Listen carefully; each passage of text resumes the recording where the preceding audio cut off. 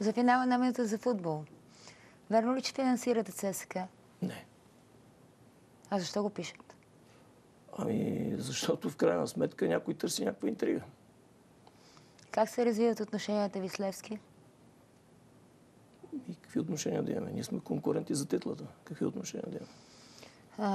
Ще има ли някакво национално така обединение, ако мога да се изразя, по отношение на нивото, качеството и условията за развиване на български футбол, който да побеждава, или всеки сам ще се състезава със своя отбор? Ами, аз искам да ви кажа, че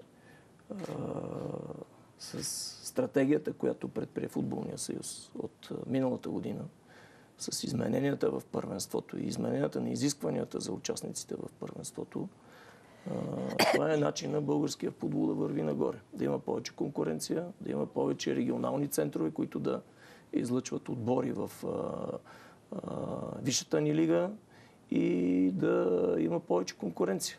И съответно да се привличат и повече средства. Включително и парите от телевизионни права са повече тази година, спрямо предходни години. Така че от тук нататък много зависи всъщност и от какво е състоянието на икономиката в България. Защото ако погледнете силните първенства, къде са силните първенства, там където има силни икономики.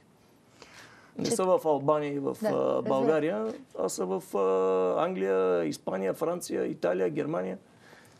Така че е важно и икономиката да е силна, за да има и спонсори за тия отбори, но пък и самите бизнесмени искат да видят в местните клубове, че има нещо направено по някакъв бизнес модел.